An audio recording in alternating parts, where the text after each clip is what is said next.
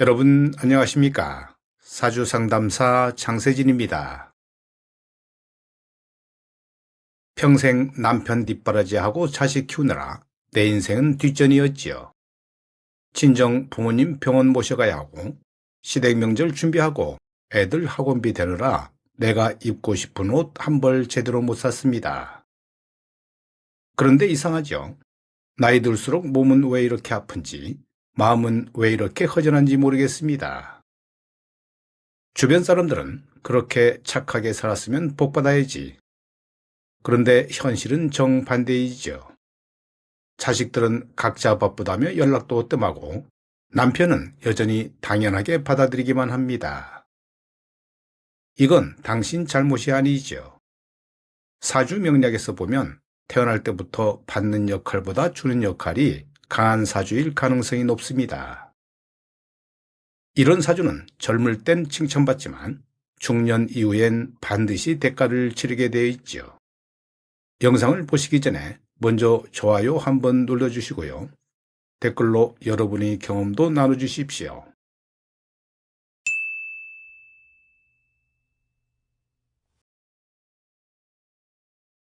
사주 명리학에서 모든 희생이 미덕으로 인정되는 건 아니지요.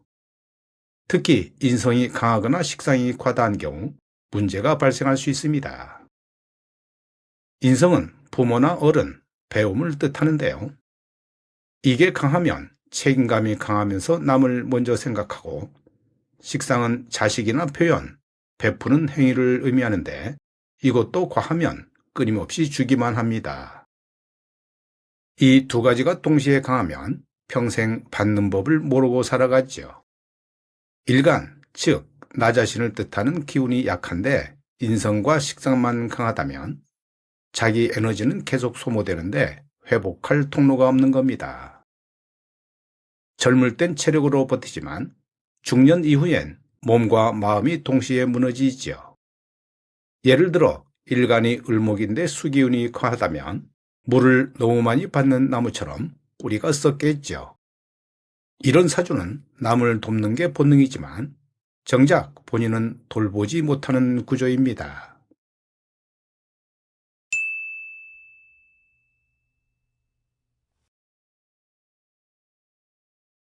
비견은 형제나 동료, 나와 같은 에너지를 뜻하지요. 이게 약하면 혼자 모든 걸 감당하려 하는데요. 재성은 재물이나 내가 관리하고 누릴 대상을 의미하는데 이것도 약하면 받을 줄 모릅니다. 비견과 재성이 모두 약하면 부탁을 거절하지 못하고 감정을 삼키고 어려운 문제도 혼자 해결합니다. 이런 사주의 특징은 명확하지요. 첫째, 경계가 없는데요. 남의 일과 내 일을 구분하지 못합니다.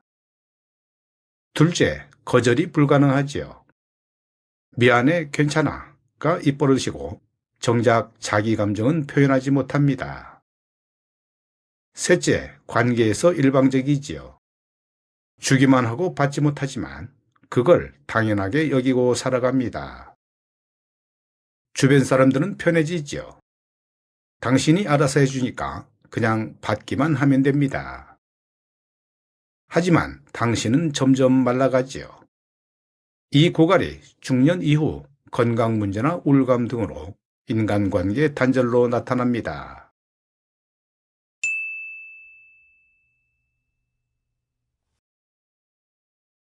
가족이 나쁘다는 말이 아니라 중요한 건 대운의 흐름이죠.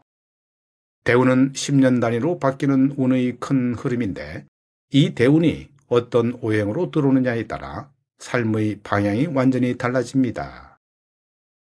인성과 식상이 강한 사주는 대운에서도 같은 오행이 반복되면 문제가 되고 인성대운이 계속 이어지면 책임감은 더 강해지지만 자기 몫은 더 줄어들며 식상대운이 겹치면 베푸는 행위는 늘어나는데 받을 통로는 막히게 됩니다.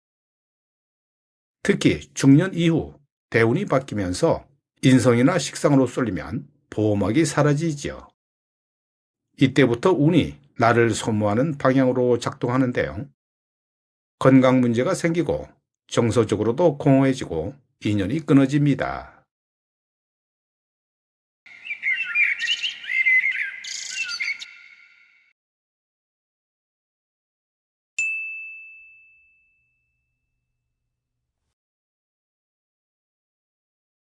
대우는 보통 40대 후반에서 50대 초반에 크게 바뀌죠. 이 시기는 인생에서 가장 중요한 전환점입니다. 젊을 땐 관성이나 재성대운으로 사회생활이나 육아를 하면서 에너지를 쓰고 보상도 받지만 50대 이후 대운이 바뀌면서 인성이나 비겁대운으로 들어가면 상황이 달라집니다. 인성대운은 배우고 책임지고 희생하는 에너지이지요. 이미 인성이 강한 사주가 인성대운까지 만나면 과부하가 걸립니다. 비겁대운은 혼자 감당하는 에너지가 강해지는데요. 도움을 요청하지 못하고 혼자 끙끙 앓다가 병을 키웁니다. 이 시기에 이제 좀 나를 챙겨도 되지 않을까라는 생각이 들지요. 하지만 이미 기운은 고갈된 상태인데요. 그래서 공허함이나 우울, 고립감이 한꺼번에 몰려옵니다.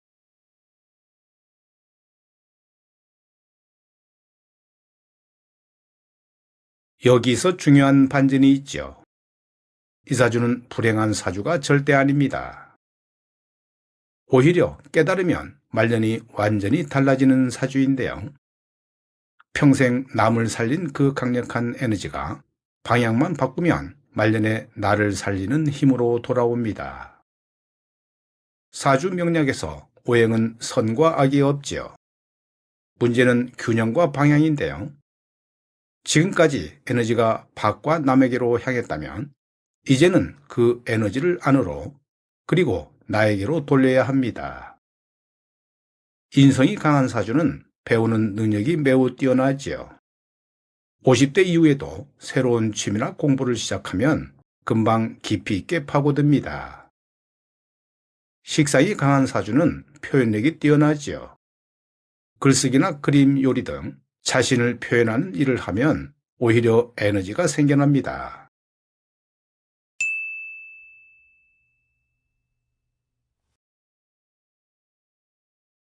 가족을 끊으라는 게 아니죠. 사주 명략에서 말하는 균형은 나를 먼저 세운 뒤 돕는 구조입니다. 비행기 안전 안내를 떠올려 보시죠. 산소가 부족하면 마스크를 나부터 먼저 쓰고 그 다음에 옆 사람을 도우라고 합니다. 구체적으로 실천하는 방법은 간단하지요. 첫째, 하루 중 나만의 시간을 확보하십시오. 아침 30분이든 저녁 1시간이든 내가 하고 싶은 걸 하는 시간입니다. 둘째, 거절을 연습하십시오.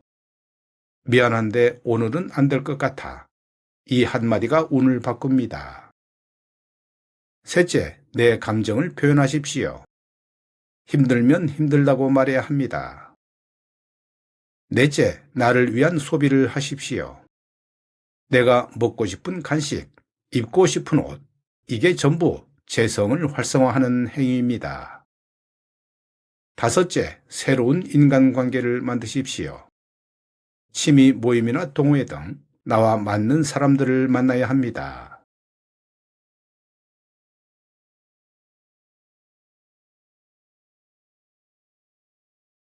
이 영상을 여기까지 보셨다면 당신 사주가 바로 이 흐름에 들어섰다는 신호일 수 있습니다. 사주 명리학에서는 우연이 없죠. 필요한 정보는 필요한 시점에 찾아오는데요. 지금이 바로 당신이 바뀌어야 할 타이밍입니다.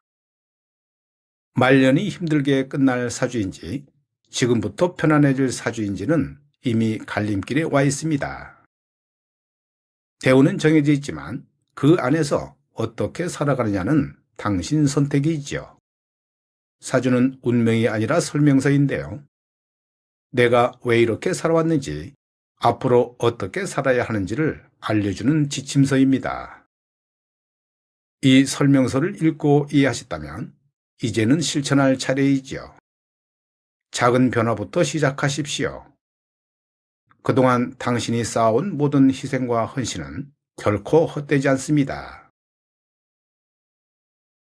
이 영상이 도움이 되셨다면 좋아요 버튼 꼭 눌러주시고요. 댓글로 여러분의 이야기도 나눠주십시오. 감사합니다.